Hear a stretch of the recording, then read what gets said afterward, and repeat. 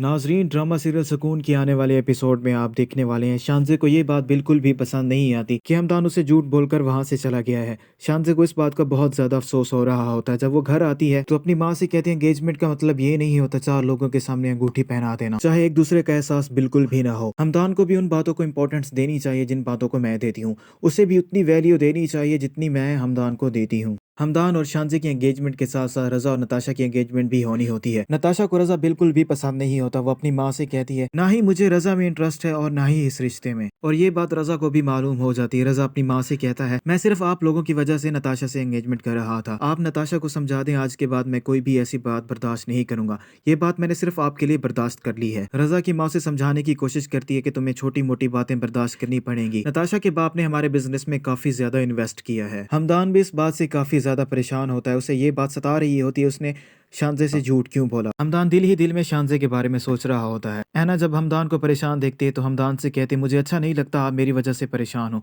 मुझे ये बात बहुत ज़्यादा तकलीफ देती है। हमदान ऐना से कहता है तुम्हें मेरे होते हुए किसी बात की टेंशन लेने की ज़रूरत नहीं है। तुम अब इस खौफ से बाहर निकलो, तुम अपने लिए अपने फैसले खुद करो, तुम जो भी फैसला करोगी मैं तुम्हारा साथ दूंगा। शानजे को यकीन नहीं आ रहा होता हमदान ने भी उसे झूठ बोला है। वो हमदान से बात करने के लिए उसके फ्लैट पर जाती है।